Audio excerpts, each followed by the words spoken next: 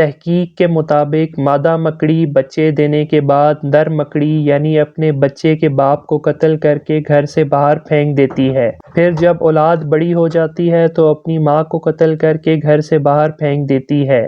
کتنا عجیب و غریب گھرانہ اور یقیناً بدترین گھرانہ ہے۔ قرآن مجید کی ایک سورت ہے عنکبوت۔ عنکبوت کو اردو میں مکڑی کہا جاتا ہے۔ قرآن مجید میں اللہ رب العزت نے فرمایا ہے کہ سب سے کمزور گھر مکڑی کا ہے۔ قرآن کا معجزہ دیکھیں، ایک جملے میں ہی اس گھرانے کی پوری کہانی بیان کر دی ہے کہ بے شک گھروں میں سب سے کمزور گھر عنکبوت یعنی مکڑی کا ہے۔ اگر یہ انسان علم رکھتے، انسان مکڑی کے گھر کی ظاہری کمزوری کو تو جانتے تھے، مگر اس کے گھر کی معنوی کمزوری یعنی دشمنی اور خانہ جنگی سے بے خبر تھے۔ اب جدید سائنس کی وجہ سے اس کمزوری سے بھی واقف ہو گئے، اس لیے اللہ نے فرمایا اگر یہ علم رکھتے یعنی مکڑی کے گھریلو کمزوریوں اور دشمنی سے واقف ہوتے۔ اس سب کے باوجود اللہ تعالیٰ نے ایک پوری سورت کا نام اس بری خصلت والے کیڑے کے نام پر رکھا، حالانکہ اس سورت کے شروع سے آخر تک گفتگو فتنوں کے بارے میں ہے۔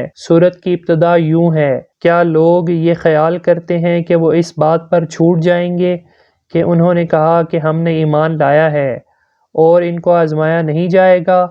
اور فرمایا لوگوں میں سے کچھ ایسے ہیں جو کہتے ہیں تو ہیں کہ ہم ایمان لائے ہیں، مگر جب ان کو اللہ کی راہ میں اذیت دی جاتی ہے تو لوگوں کی آزمائش کو اللہ کے عذاب کی طرح سمجھتے ہیں۔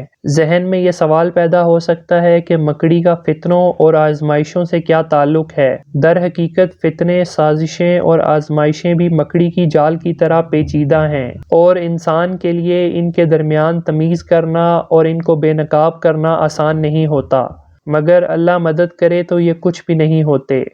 تمام گھروں سے زیادہ کمزور مکڑی کا گھر ہے، کاش کہ لوگ جانتے۔